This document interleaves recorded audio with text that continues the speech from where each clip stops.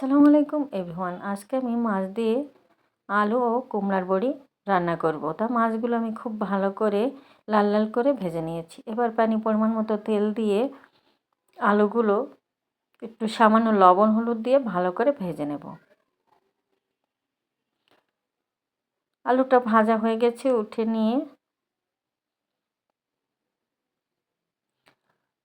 কুমড়ার বড়িগুলো দিয়ে ভেজে নেব।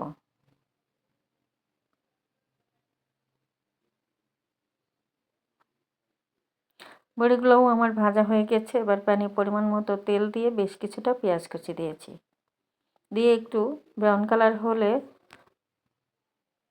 জিরা আদা রসুন বাটা দিয়ে দিয়েছি, দিয়ে একটু পানি দিয়ে দিয়েছি যেন মশলাটা পুড়ে না যায়। স্বাদ মতো লবণ, হাফ চামচ হলুদের গুঁড়া, 1 চামচ শুকনো মরিচের গুঁড়া, 1 চামচ ধনিয়া গুঁড়া দিয়ে মশলাটা একটু ভালো করে নেড়ে নিয়েছি।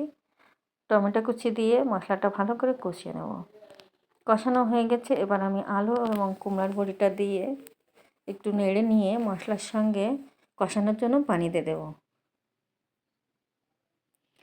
ঢাকনা দিয়ে ঢেকে রেখে আমি এটা কষিয়ে নেব।